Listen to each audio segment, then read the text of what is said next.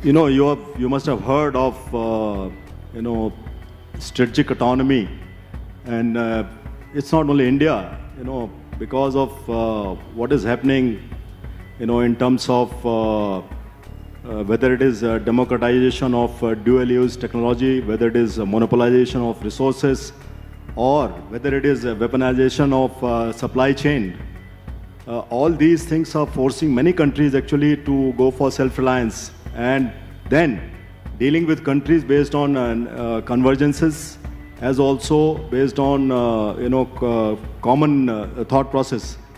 So we in India obviously believe in Atmanirbharta and self-reliance, as are many other countries, and we deal with many our partner nations to develop capabilities in the defense sector based on co-development and co-production. But coming to your question about what's happening, I am not going to comment on the geopolitics. But what has come out certainly loud and clear, as we have monitored what's happening around the globe, especially in the last 3-4 years, that this idea of short and decisive wars may have questions put across. So, and therefore, there is obviously a thought process going on that what we thought of the post-Cold War peace dividend, that I think has certainly ended. And therefore, countries have to be ready for their own national security, and in that case, obviously building their own defense industrial complex. Most countries are doing it in some way or the other, whether individually or in partnership with other countries, but that is what is happening. Not only one has to produce in scale, but also one has to be ready, because the technology is changing at the speed of thought. One has to be ready whilst producing, upgrade while producing. And that is one thing which I think all of us, especially in the military domain, have seen, and one has to be ready on that count. As an operational man, I would certainly look at rapid adaptation, because time is not going to wait for us, that when your equipment is ready, then only you will be subjected to situations, and therefore one has to be ready on that. More importantly, magazine depth and inventory. I think Martha mentioned, and you also mentioned that some figures which you gave. I'm sure the audience is fully aware of that. But what we believe is that there is a need for us to have the capacity to surge when we require, and that obviously requires a very, very evolved defense industrial base. So these are some of the issues which we see, the lessons which we have learned from what is happening around the globe. I have a follow-up question that might be slightly uncomfortable, but it's on many people's mind where I come from. India has emerged increasingly as an important security and defense partner for Europe, for the United States, but a large part of its military equipment still originates from Russia.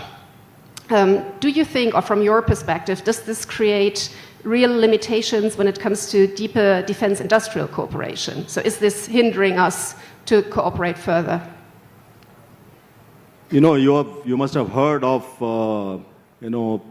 strategic autonomy, and it's not only India.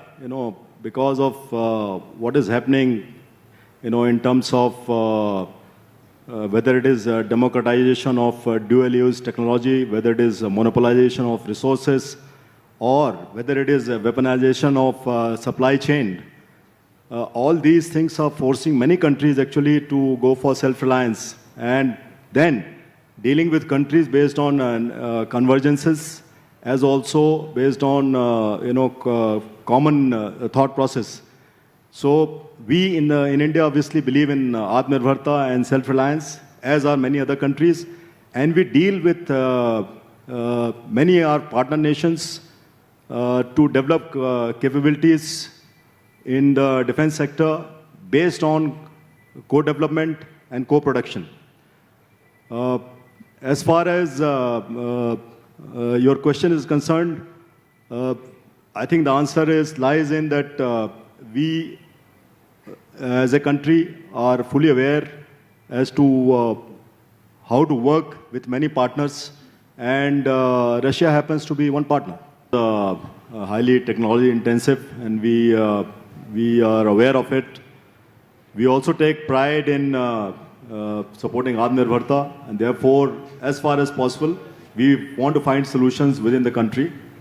We have provided structures in terms of creating an organization called Navy's Indigenization and Innovation Organization. Thereafter, we have provided platform in terms of the Swavalamban, which I'm sure many of you would have taken part. We just had the 4th edition last year, wherein anybody in India, any technology they have got, they want to demonstrate, they can come and showcase that. And there are large number of, success stories out of that. More importantly, I think the defense ecosystem in the country is really building up.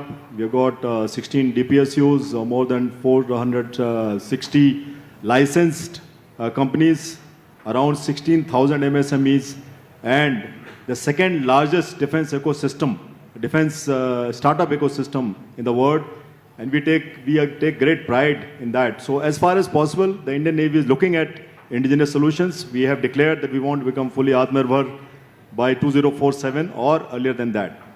Notwithstanding, there are certain niche technologies on which we are working with our partner nations under some certain structured methodologies, which I alluded earlier.